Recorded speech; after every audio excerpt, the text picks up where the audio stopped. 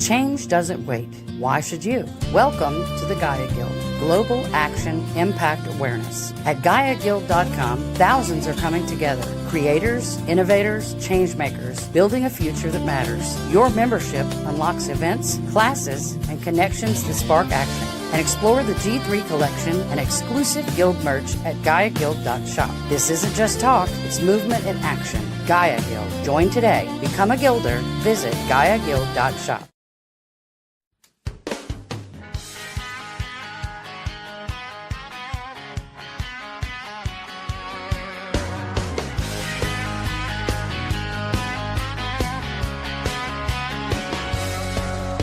My granddaddy worked this soil with pride, but now they're telling me what I can't grow inside. Inside these fields have fed our family for years. Now paper pushers got me fighting back tears. I'm standing here on my own front land with generations of work in these calloused hands. They say it ain't right, they say it ain't clean, but nature gave us everything we need. Let it grow wild and free like the good Lord meant it to be.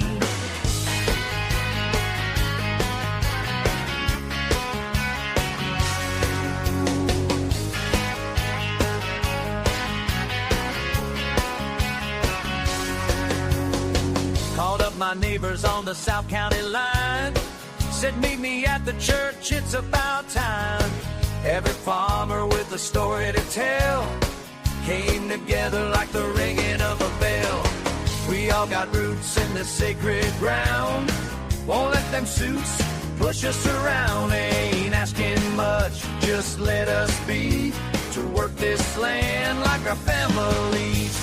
Let it grow wild and free like the good Lord meant it to be. They can write their laws, they can make their rules, but they can't take away what nature gave to me and you.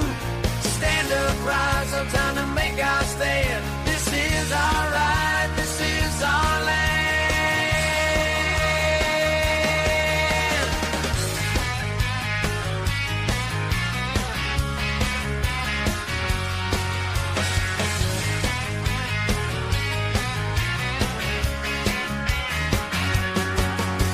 Now we're marching down to the county hall, united voices rising tall.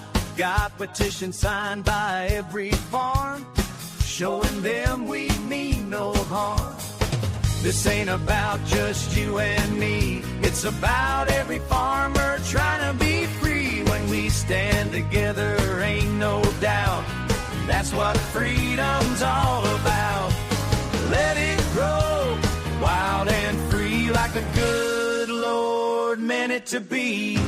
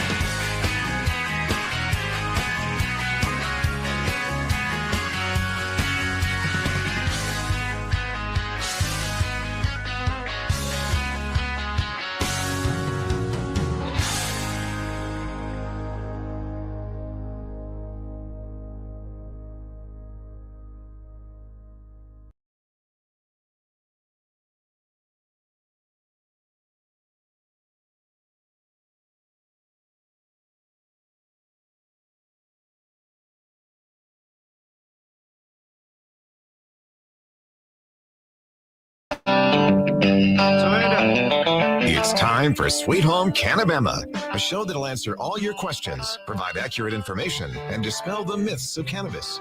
And have your specific questions answered by emailing Jennifer@Cannabama.com or text or call 343-0106. And now, for all things cannabis in Alabama, here's your host, Jennifer Boozer. Welcome to the show, everybody. I'm your host, Jennifer Boozer Stewart.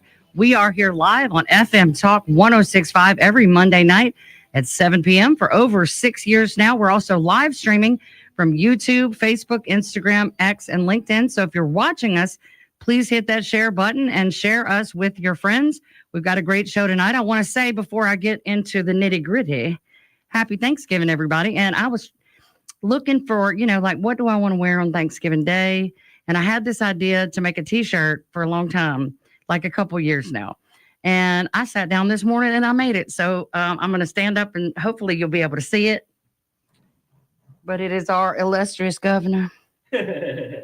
High stepping turkeys, y'all.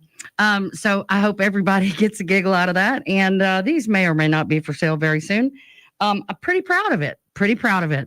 I'd wear it. I'm obviously wearing it. You need to wear it. Anyway, this is a week that we give thanks. And I know that based on the last year of shows, you might look at me and think maybe I don't really have anything to be thankful for, but you would be wrong.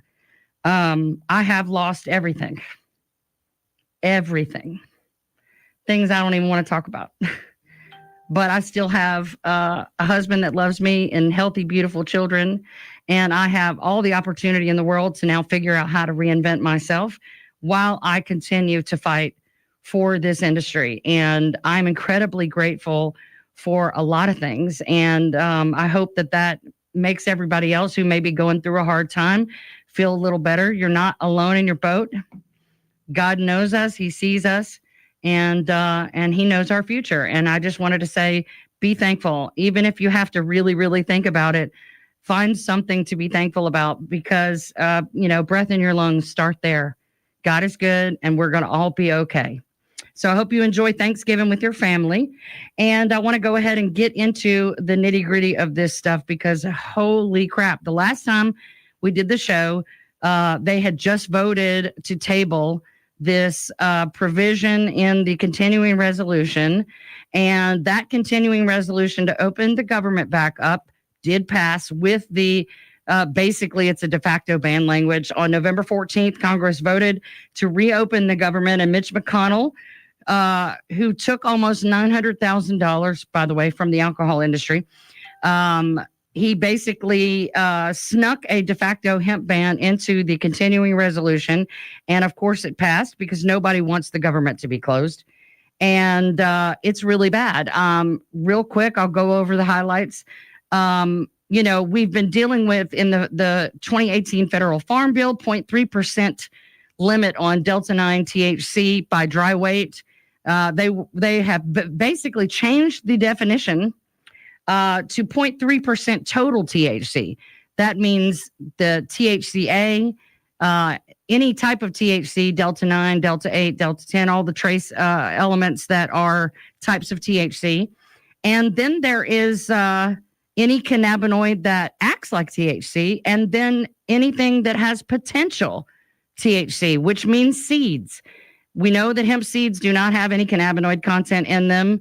Until you put them in the ground and you start to grow them. And when the plant starts to grow and develop, things like CBG and CBGA and things like that, all the cannabinoids start to form once the seed is planted. So the seeds themselves do not have cannabinoids.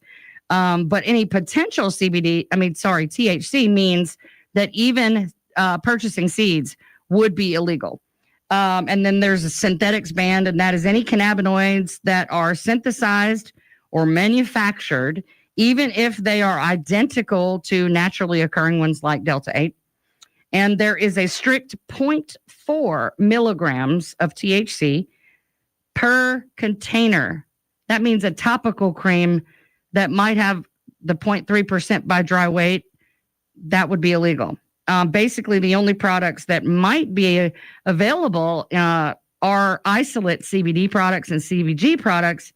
But if you can't buy seeds to plant them and grow, and the manufacturing of what you make isolate out of will be illegal. So it would basically ban everything. So Representative Nancy Mace, Thomas Massey, Zoe Lofgren, and James Baird have counterfiled House Resolution 6209 on November 20th. And that is just strictly to repeal the Section 781 in the CR that bans hemp. So it doesn't have any added legislation or suggestions or anything. It's just to repeal it because we were given 365 days from November 14th or November 12th. I'm not sure. To either become compliant or fight this. So we've already lost, 10 days. And this is really bad. This is really bad. And I know that Senator Rand Paul is also working on some legislation that would remedy this situation as well. And so we really don't know what's going to happen.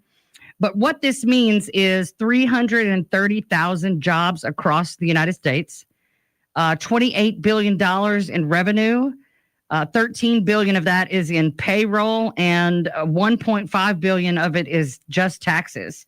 95% of products would be illegal, and even CBD with a trace of THC, broad spectrum and full spectrum, would all be illegal. And then it's going to push consumers in states without legal cannabis to the black market. I mean, I don't know if y'all have noticed in Alabama, just in the last couple of weeks, there have been massive uptick in large quantity marijuana busts. One was 95 pounds. It's just an insane amount of marijuana busts happening around the state of Alabama. And it's not from business owners. It's from drug dealers, people who are trying to sell cannabis that is illegal. And I guess they saw the opportunity to take their customers back or to meet the needs that aren't going to be met anymore. And they're busting them all over. So I think that's proof that the illicit market was handed our customer base on a silver platter, because people are going to get what they want no matter what the law says. You can look at anything and prove that. So it's a really bad situation, but we do have plans to fight this, and then there's HB 445, which needs to be repealed. HB 445, we have the ability as a state.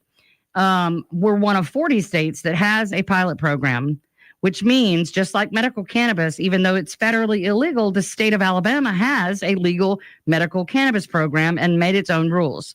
They can do that as well for hemp. But HB 445 has a line in it that says that any federal legislation that follows would supersede state law. So even though we have the ability to have our own program here in Alabama and keep it at 10, even at 10 milligrams, the 10 milligrams that put us out of business initially, that those would all be illegal. Everything that Alabama just went through and fought against and ultimately lost, that is great compared to this federal stuff. Sadly, none of it's good, but it's much better than what the feds are trying to shove down our throats. And so, but HB 445 says that any new federal laws would undo state law and they would follow that. So we have to repeal HB 445 either way. We have to. And there is an effort to do that underway. When the feds did what they did, it made it harder, but we still have a good shot because the consumers, the voters in Alabama are upset. They're upset. And if we can convince everybody to register to vote and actually get out and vote, this 12%, 20% voter turnout is not acceptable. It's an election year. We have people running for every office across the state from governor on down, and we have a choice. The great equalizer needs to be that voting booth, and we have a say. I'm encouraging my listeners and everyone I speak to be single issue voters. It shouldn't matter if the dot is red or blue. Vote green. Vote green. Vote for the people who openly and publicly support cannabis legalization and the hemp industry, because that's the only way we're going to get anything done. So I would encourage you to do that. And please, the Alabama Cannabis Coalition is actively vetting these candidates and the incumbents. And we are very clearly letting people know who is a prohibitionist and who is not. So you know how to vote if this is an issue for you. And there's so many of you, that this is the lifeline that you needed and you've been able to have legally and easily and safely. All of the propaganda on the federal level is even worse than in the state. And none of these things that we hear people talking about or railing against the hemp industry for, I've never seen any of those things happen. I've never seen any of those things happen. I've never seen these products that they're talking about that make people sick or that are laced. It's just not a thing. When we come back, we're going to round out Veterans Month. Stay with us.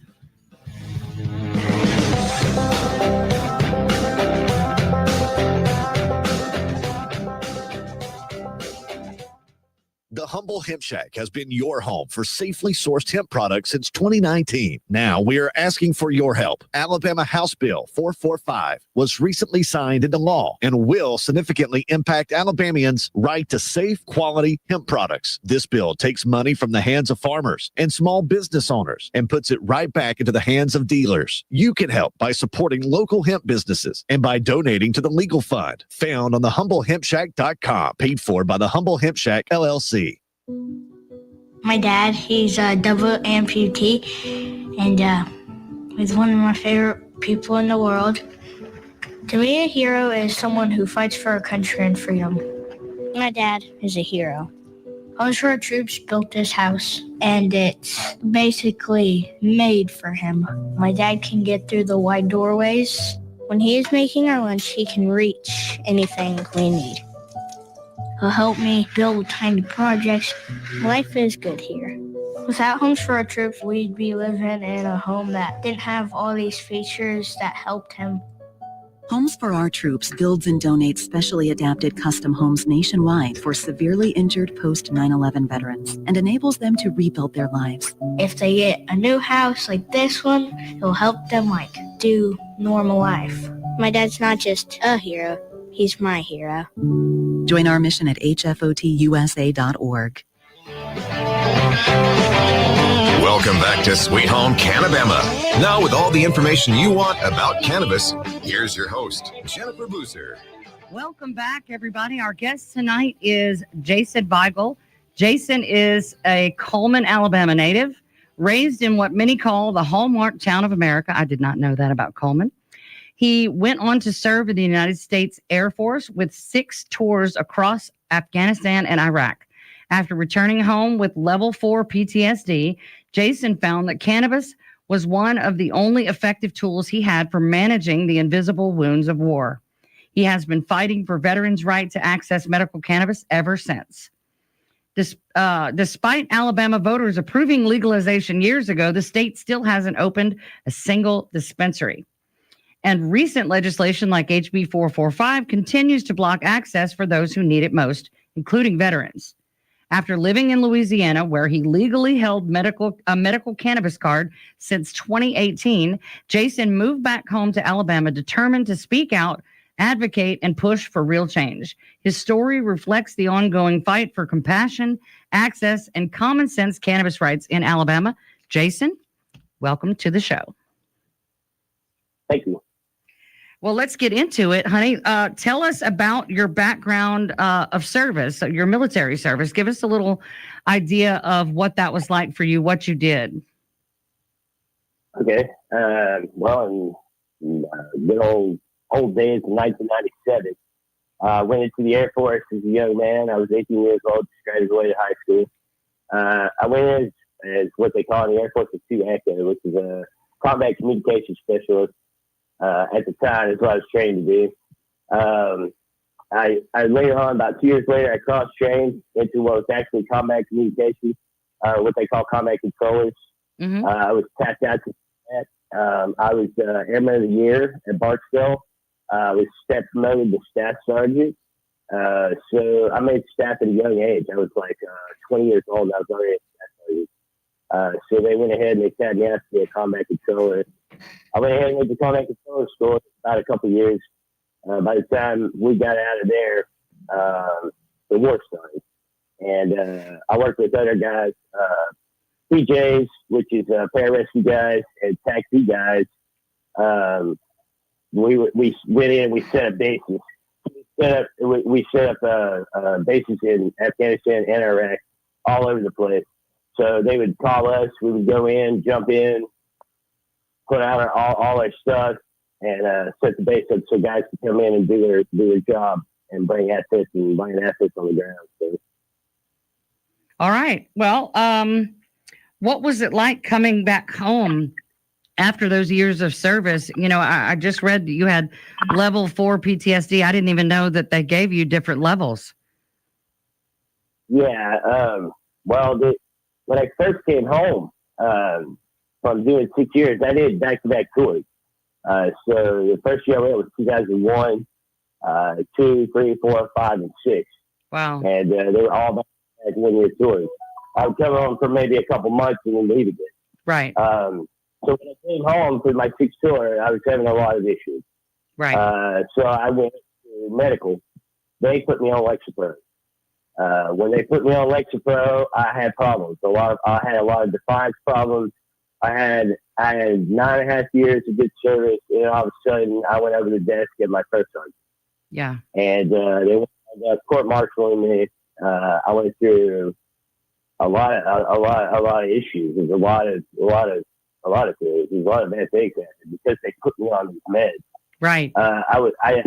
What happened was it was an SSRI. What people don't understand what SSRIs do, they change the chemicals in your brain. Right. The thing is, with come home, we're not crazy.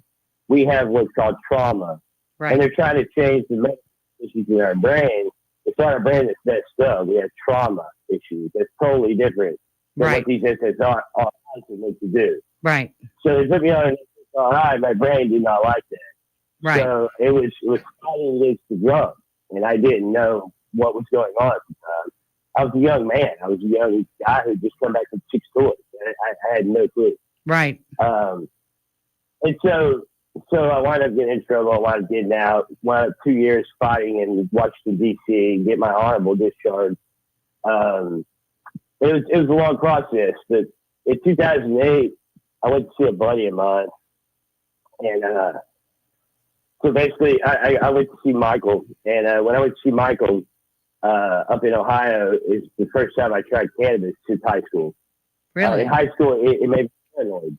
Right. And I was very against it. Don't get me wrong, I was very against cannabis. And my whole term I was in the Air Force, I didn't do anything. I was against drugs, totally anything. Most military guys say that to me. Very much so. Right. And that's exactly how it was. Mm-hmm. And so when I came home, it was like they put me on this drug, and I trusted doctors. You see what I'm saying? Of course. To get me on. So I go see Michael, and I'm talking to Michael, and he's smoking it, and I'm like, I'm not doing that, you know? And so I tried it. I went ahead and tried it, and I went from literally my brain doing this to this, mm-hmm. to where I could focus. Right. And it was the first time since being home from war I could focus and be a normal person. Right. And it was wild because I had always thought that drug was horrible for you. It was bad for you.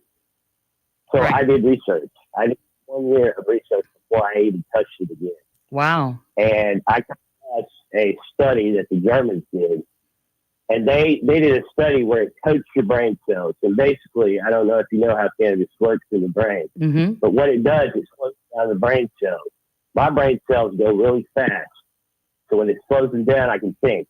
Right. For some people that don't need it, if they're recreational users, they'll get that, hey, bro, how's it going? Right. That typical stoner persona. Right. Yeah. Mm-hmm. Right. For me, I medically need it. So it slows my brain down enough to where I can think and assess things and Right. assess situations. Right. So it actually helps me. So that is the effect that I found it helped me. Right. Then, so I fought, I don't know if you got any more questions to ask, but basically what happened was I fought with all the medications they put me on. You know, I was on 26 different medications. Right. SSRIs. Wow.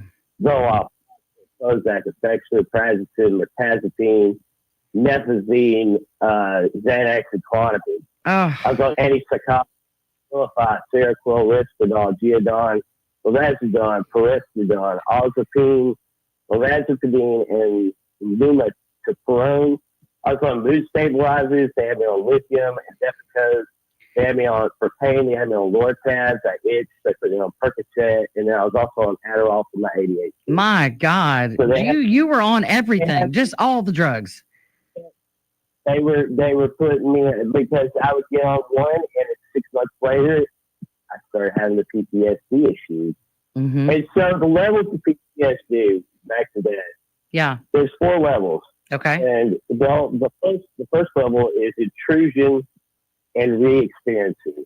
Mm-hmm. So you have intrusive thoughts, or you re-experience the situation. Right. That's level 1. Okay. Level 2 is arousal of reactivity. Mm. So that's basically anxiety. myself. Right. Number 3 is avoidance. So what I'll do is what I call I hermitize myself. Mm-hmm. I'll go into hiding.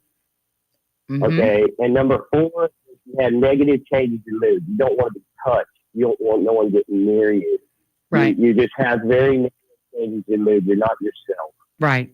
Now, that is for the DSM-4, which is the United States Medical Code. In the World Medical Code, the ICD-11, they have what's called CPTSD, which is coming for us next year, okay? Or I think 2027. Complex. Now, CPTSD has 3 other things that I also have, which is disruption in self. So, like, in controlling and regulating. So I had disruption in controlling and regulating my emotions. Mm-hmm. Disruption in myself as far as my life, and then disruption in my social relationships. Right. So because all of those 7 concepts, I have the highest level of PTSD that you can conceptually have. Right. So, wow. Do you have flashbacks? Have you ever had a flashback? As long as I take my cannabis, as long as I'm on my cannabis regimen, I'm fine. Yeah. If I get off my cannabis regimen, I have problems. Yeah. One big thing that we noticed, me and my wife, we went back and we looked at all the times I was on every single medication from the VA. And we compared that to every single time I got told with the law. And every single one of them lied perfectly. Wow. And that's crazy right there.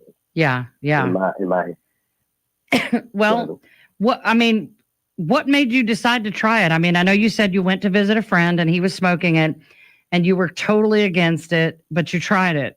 Were you kind of at your wit's end? I mean, it sounds like, I've heard some stories, but that one, you named drugs I'd never even heard of. And I've been doing this a minute, and I've taken plenty of those medications myself before I discovered cannabis. And so but ultimately, was it that one experience that set you on the research path, or was it the research itself, or, a combination?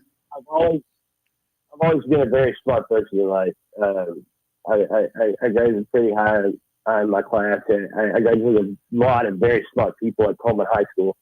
I had 4 degrees, went to college, really loved going to college, studying. I had 2 computer science degrees, a degree in botany and a degree in digital marketing.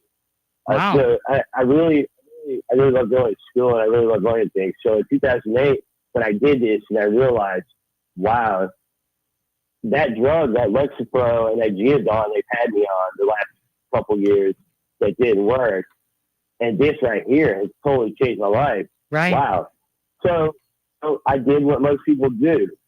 I went back home to Louisiana at the time where I was living, and I went to the street and I found some weed from some local, drug dealer. Right. And that's started. And it was a battle until I guess it was 2018 when it was 2017 when I talked to Representative Edward James from Louisiana. Mm-hmm. And he's in the process of writing a bill called HB 579. Yeah. And I went to Louisiana Congress and I spoke to them and told them the story. Yeah. Hey, Jason, I'm so sorry to interrupt you. We got to go to a break. We're going to pick back up in Louisiana with Jason Weigel when we come back from the commercial break. Stay with us.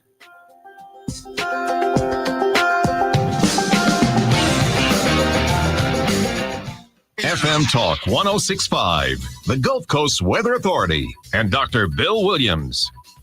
The Gulf Coast can expect mostly cloudy skies tonight. A few showers are possible after midnight. Low temperatures will be in the mid-60s at daybreak. For Tuesday, partly cloudy with a few showers, highs around 80. And the outlook for Wednesday, showers ending in the morning. High temperatures will be in the lower 70s. This is meteorologist Dr. Bill Williams for FM Talk 1065. Good afternoon. I'm Peter Albrecht, WKRG News 5. A man found yesterday shot to death in Mobile. Police still investigating with no arrest at this time. The body was found in a vacant lot on Mott Drive South in Tolmanville. The man has now been identified as 32-year-old Marcel Miller. A Clark County man has been arrested for 2 shooting deaths this weekend in Wilcox County. 27-year-old Courtney Anderson of Thomasville is charged with capital murder. Another membership-based bulk retailer is coming to the area. BJ's Wholesale Club will open a new store in Foley sometime next year. The only BJ's Wholesale in the state right now is in suburban Huntsville. The Foley site will be located on Highway 59 at Juniper Street. In entertainment news, country star Zach Bryan announcing his tour next year will conclude with an outdoor concert at Jordan-Hare Stadium. It will take place in Auburn Saturday, October 10th. The closest the tour will make it to Mobile is a March 28th stop in Baton Rouge. I'm Peter Albrecht, WKRG News 5. The Humble Hemp Shack has been your home for safely sourced hemp products since 2019. Now we are asking for your help. Alabama House Bill 445 was recently signed into law and will significantly impact Alabamians' right to safe, quality hemp products. This bill takes money from the hands of farmers and small business owners and puts it right back into the hands of dealers. You can help by supporting local hemp businesses and by donating to the legal fund found on thehumblehempshack.com, paid for by the Humble Hemp Shack, LLC. Being blind doesn't always look how others may think. Stargardt disease was supposed to define me. Retinitis pigmentosa aimed to overwhelm my family. It tried to cut me down. A blinding eye disease attempted to force me away from doing what I was born to do. But it cannot stop me. I have the tools. I will keep moving forward. Pushing past the limits of this disability. I know where to find support and where I can be seen. Loss of sight won't blind our vision. Innovative research, educational resources, supportive community. The Foundation Fighting Blindness is leading the charge in finding treatments and cures for blinding diseases. Learn more at fightingblindness.org. A public service message from the Foundation Fighting Blindness. Welcome back to Sweet Home Cannabama. Now with all the information you want about cannabis, here's your host, Jennifer Boozer. Welcome back, everybody, to Sweet Home Cannabama. We're here live on FM Talk 106.5 every Monday night at 7 o'clock. We've been talking with Jason Weigel, who is a veteran from Coleman, Alabama. Jason, before we had to go to break, you had just started talking about how you came about qualifying for medical cannabis in Louisiana. So let's go back to that senator you just mentioned, and let's start from there. Yeah, so Representative Edward James, so he started writing what was called HB 579, and so I went and spoke before the Louisiana Congress. It was I think it was around April 2017, right before all that started, right before it actually got passed. Me and 11 other guys, and we spoke about the things that had happened to us over there, the trauma we had experienced in front of those guys, right, to hopefully get this thing written and passed. Right. Finally, in April 2018, it passed the House. May of 2018, it passed the Senate. And then August 1st, 2018, it went into effect. I was the first veteran in line to get a card. Wow. So it was crazy because there was only 5 conditions at the time that was on the list. Really? Now, Louisiana is my home state, and I it's hard for me to keep up with Alabama, much less Louisiana, but I'm fascinated because you literally made history in Louisiana being the first veteran. That's exciting. I mean, how gratifying was that after you worked on the bill yourself to help pass it? How exciting was it when you got issued your medical card? It was a great feeling because it was funny because I was sitting at the door of the place that gave the licenses out, and there was no one else there. The doctor shows up and they're like, "What are you doing?" I'm like, "I wanted to be the first one in line." Yeah, I would be too. It was great. No one knew about it. No one even knew there was a medical program even for PTSD at the time. There was not even announced on the news. No, they kept it so hush. Right. Well, would you believe after 4 years in Alabama, there's still plenty of people that don't realize we've passed medical, and it's in the news all the time. That's the crazy part. So tell us about your first experience once you got that medical card in Louisiana. I mean, you went to a dispensary. I mean, what is it like there? I've been home to Louisiana. My whole family lives there, and I've seen the dispensaries and stuff, but I haven't really met anybody that is part of the program. So tell me a little bit about that. It's changed a lot now since I got my card in 2018. It was first started with basically what Alabama started with, or says it's supposed to start with the topicals, the oils, and stuff like that. Right. Non-smokables. Right. Is what it started with to get the program started, which is great because I got the oil that you put under the tongue. Was great. Wasn't a problem with it. Right. That's my preferred method as well. I think it was around 2020 was when the smokables came. Now, I just visited there last weekend, actually. I went to Bossier City, Louisiana, and you can walk in with an out-of-state ID and buy whatever you want. Really? And it's wide open. Yeah, it's right off the interstate, off I-20, right there in Bossier City. Yeah. Huge store. You can walk in with an out-of-state ID, get whatever you want. That is wild. It's a dispensary. That is awesome. And yes, it's amazing. And that's how big it's changed there compared to here. Well, right. Obviously, the state sees that the demand is definitely there. We know the demand is there. We don't need a year of operation to know that the demand is there. Well, and my biggest fight with the whole thing is, why are you limiting it to 0.03? Right. Why are you limiting the medicine that God created to serve us? Right. And that's the thing, it's the medical properties of it that we have to really look at. And that's the thing that I'm looking at is the medical properties in it.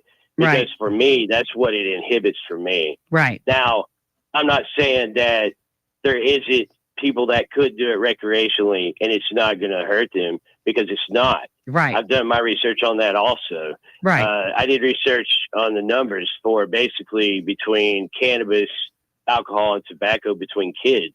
Right. Did you know that cannabis has killed 0 people in the past year? Alcohol has killed 4,000 kids, and tobacco has killed 480,000 kids in this country. Wow. Underage. That's insane. So we are literally limiting something that we could use as a cash crop and sell to other countries. Right. Well, and in the beginning, it was a threat to, big pharma and medicine and all the medical applications. Now that hemp has become a nationwide thing for 7 years, and there's also, a recreational component to it, if that's what you want. Now we're a threat to alcohol and other things like that, and so now we're getting it from all sides, because then you got to consider, the big canna industry, these big multi-state operators who, had to go through all of these hoops and spend all this money, to have this sort of a monopoly. It's going to be a monopoly in the state of Alabama, this cartel type environment where only a few people get to be a part of the industry to serve entire states. I think it's pathetic that they would even put out a law that's going to have 37 dispensaries for 67 counties. That's not even one per county. There's going to be people in rural areas who have to drive hours to get to a medical cannabis. I mean, and let's face it, Alabama is not the state where you think, oh, everybody's got plenty of money and time and can take off work and all the things to go and get their cannabis. It's ridiculous the way our program was put together. And I know that in other states, Mississippi, they have smokable flower. They have multiple types of edibles. They have concentrates and vapes, and here's Alabama. Well, there's a lot of states except for Louisiana. Louisiana has also banned the Farm Bill. Yes, they have. And the reason why they banned that was because they were losing money at the dispensaries. Well, yes, of course. If you don't have to pay a doctor and get a card, right. But my problem with that was the stuff at the dispensaries is being tested by reputable testers. Yes. If you look up some of those testers for some of that stuff that you were buying at, like, say, the gas station or whatever. That stuff is being tested by non-reputable companies. Right, of course. And you got to be careful with that kind of stuff. I mean, my thing is, if it's not sourced right and grown right, like, I don't know if you or have ever smoked cannabis, but cannabis that you smoke and makes you cough a lot, that's because they didn't flush it right. They didn't flush all the stuff they used to grow it with out before they harvested. That's one of the main reasons I don't like to smoke it. Because I don't like that it makes you cough, and I don't like the way it burns my throat. But But, And you know, see, a lot that's of people because love of it. the chemicals that are in. Well, that's because the chemicals that were left in it when they Right. didn't flush it during the end of the process. Yeah. And see, those are things that people that have cannabis programs regulate. Right. And with the Farm Bill, it did make a loophole. I was able to get things here because I did move here thinking there was a cannabis program. Right. And it did make it available for me. But see, the problem is now I have to outsource through the mail. Right. Or go to a different state. Well, and that's my next question. I mean, you're in Louisiana. You've gotten the first card as a veteran, and then Alabama passes the medical cannabis bill in 2021. I mean, how did you feel about that? Did you think, great, now I can move back home because I can get this same thing that I'm getting here? I'm going to go home and move back to Coleman. You know, when did you move back home? Well, I started doing music. I started drumming in 2019, and I was getting really good at the time. And there was guys in Nashville calling, want me to come to Nashville. So I was like, I want to move home. My mom was having problems. She's now disabled. She was needing help. So I was like, you know, 2022, November came, a time arose, and I said, hey, it's time to go. Well, and the So I state moved was back. saying, hey, we're going to have medical cannabis by the end of the year. Right. Every year since 2021, it's by the end of the year. They said it this year. I don't see any cannabis. Well, Do you? That was what they said in 23. And so I was like, came in January 23, thinking it was going to be here. Got here, no program. Right. And, but, you know, that's about the time that the Farm Bill and all that had started up and ramped up. So I was So going you were to the using local hemp smoke shop products. like anyone else. Right. Yeah. I was using the gummies. I was using the smokables, the edibles, the concentrates, whatever. I like the concentrates. I have very high PTSD. I have to have a high concentrate. I have high pain from my back. Yeah. I have back injuries and stuff. So, it has to have the high concentrate. So it just knocks it out really quick for me. Yeah. When I start having the anxiety problems and stuff like that. Right. So, but I mean, they told me, hey, my mom says, hey, we got a program. Come home, Jason, please come home. So I went home. Right. And I was lied to by them. And you said it hurt because my family settled Coleman in 1873. Wow. My family has deep roots in this state. And for them to do something like that to me, a 6-time war veteran, they took my meds away. Right. They literally took my meds away from me. Yeah. No, I agree. It said, sorry, you're not grown enough because some guy at a mom and pop, store sold cannabis to a kid. Allegedly. And I never heard that story. Allegedly. I never heard that story. But they're selling down here at the local mom block, alcohol every single day, every weekend. They're selling vapes to these kids every weekend. Right. And no one's saying anything about that. And that is what I'm upset about, being where I am as a grown man. Right. I think And the they're saying, hypocrisy "Sorry, there. Jason." Yeah. Right. You're an adult. You're a voter. You're a taxpayer. You went off and gave years of your life and came back broken by that service, but you're not man enough to make your own decisions about what you put in your body. And we're not going to let you have this one thing that actually makes you feel like a functional person. I talked with Will Wisner from Grunt Style, and we talked a lot about veteran suicide.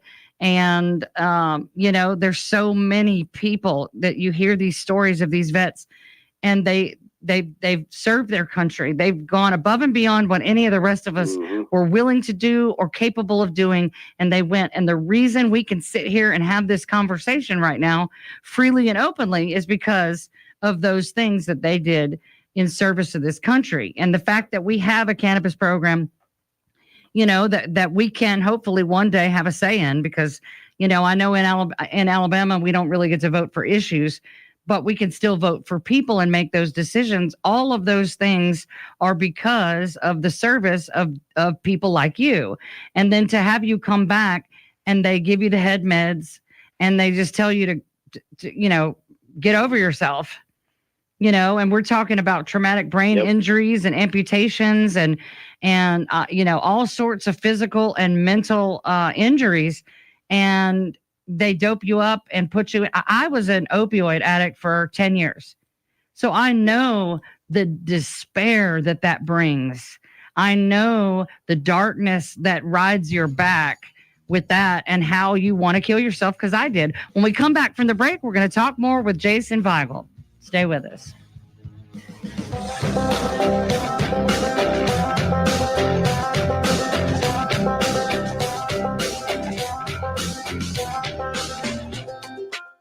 The Humble Hemp Shack has been your home for safely sourced hemp products since 2019. Now we are asking for your help. Alabama House Bill 445 was recently signed into law and will significantly impact Alabamians' right to safe, quality hemp products. This bill takes money from the hands of farmers and small business owners and puts it right back into the hands of dealers. You can help by supporting local hemp businesses and by donating to the legal fund found on thehumblehempshack.com, paid for by the Humble Hemp Shack, LLC. We weren't sure adoption would happen for us, but when it did, it happened threefold. Mary and her husband first met their 3 children when they became their foster parents. Little did they know that their house would become the siblings' forever home. We had to help them adjust to the idea that they wouldn't have to leave. Children in foster care have lived and survived so much. We had to help them process their trauma. And now to hear our children say that they know they have a mother and father who take care of us, teach us, and love us means everything. The Dave Thomas Foundation for Adoption is committed to finding safe, permanent homes for the longest waiting children in foster care. I not only love these kids, I am just so proud of them. You can help. Visit davethomasfoundation.org. Welcome back to Sweet Home Cannabama. Now with all the information you want about cannabis, here's your host, Jennifer Boozer.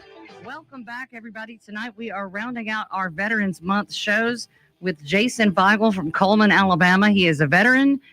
He qualified for medical cannabis in Louisiana. And then when Alabama passed our medical cannabis program, he decided to pack up and move home, expecting to be able to have a cannabis card here, and has not been able to have that. He supplemented by using hemp products, such as the products that we use at Cannabama. And now they've taken those. So, Jason, before the break, we were talking about, do you feel betrayed? Do any of your veteran buddies that I'm sure you talk about this, do you feel betrayed by the Alabama legislators who can't make this happen? The Medical Cannabis Commission, the people that are suing over the licenses, that's what this all boils down to. A bunch of people applied for those 5 integrated facility licenses, and only 5 will get one, and the losers can't handle being losers. And so they have decided, instead of letting the other guys who got licenses go ahead and get to the business of helping the patients of Alabama, we're going to spend the next 4 or 5 years in court because we didn't get to be the ones. So they're like sore losers. And it doesn't seem like any of the legislators who passed this have been able to help this situation.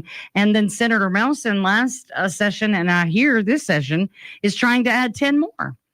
But do you feel betrayed by the state, I should say, not the legislators, but the state, the medical cannabis program, that said, hey, we're going to do this for the people of Alabama, and they have failed miserably? Well, I want to start by saying, first off, May 17, 2021, Ms. Kay Ivey signed the Darian Wesley Alto Hall Compassion Act. Yes. I think first off, she should apologize to him. And his mother. His mother, yes. Pushed for him first. Right. I mean, and then all the patients that they promised, PTSD, chronic pain, cancer-related symptoms, epilepsy, panic attacks, depression, etc. All those people, all the patients that they promised 4 years ago. Yes. That's who they need to be apologizing to. Right. They have failed us as patients. 100% have failed us. Right. Well, every citizen has the potential. You and I both know that there are far many more medical conditions that cannabis is good for that maybe don't make that list, but that makes everyone, because everyone has an endocannabinoid system, Oh, Everyone is a 100%. I potential agree. patient. Everyone is a Agree. potential patient. I agree 100%. But you got to start. You got to start small. You Right. gotta build. Of course. You got to build from something. And they were supposed to build from this, and they didn't. They failed. Right. Think of where we could is- be right now if they had Exactly. implemented it, and by 22, because the law did say after the 1 year mark, they would reassess the demand and possibly add more licenses or let the people Well, with they failed. dispensaries add more stores so that would be more available to more people. But they haven't even gotten off the ground. And so, we could be leaps and bounds. We could be having smokable flower like Louisiana did eventually, but we can't get it off the ground. Right. Yeah. Well, they not only failed the patients, and then after that, you have people that they failed, like the dispensaries, the transporters, the testers, the processors, the growers. Yep. All the people that were in the process that had to stop operations. Yes. Lost millions of dollars. All these people. Yep. But they're not thinking you. Right. I mean, your businesses. These are the people that they're not thinking about. They're not thinking about the small people of Alabama that are trying to survive. Right. There's these people that are up there that are trying to line their pockets even more, and they are disconnected from the world. Right. They don't even cook their own food. Right. Right. Okay. You told me you had to cook dinner early. They don't even cook their own food. Does Kay Ivy cook her own food? I doubt it. Right. Come on. Yeah, I don't think she. I doubt it. Yeah, no, I'm not going to make a comment there. So we had a guy in Louisiana, a sitter, that said he paid $250,000 a year for groceries. I said, "Who are you paying to?" He owned all the subways in Louisiana. Who is he said feeding? He paid exactly. That's what we said. Like, who are you? Wow, $250,000 for groceries, guys. How many children does this man have? Exactly. Right. 75. So they're out of touch. They're Yes. way out of touch with real Americans. Yes. And No, they need to I get agree. out, walk around with real Americans, get out in society, get out of your homes, quit being scared. Come out here and live and see how we live. Well, I think. And when you do that, I think it'll change your mind about how you make laws, how you write laws. Right. Because they're so out of touch with the real world. There is a meth epidemic going on in this state. Mm-hmm. Why don't they fight that?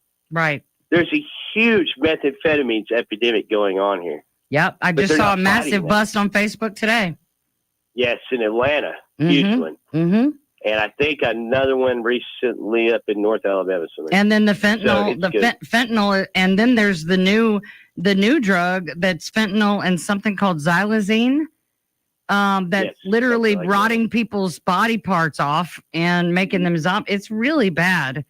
And, none of those things have any medical applications or any redeeming qualities, and they're incredibly destructive. I think they know what they're doing. They do, and they have their incentive. I think the problem is the reason they don't get out and roam around with the common man because they don't have to.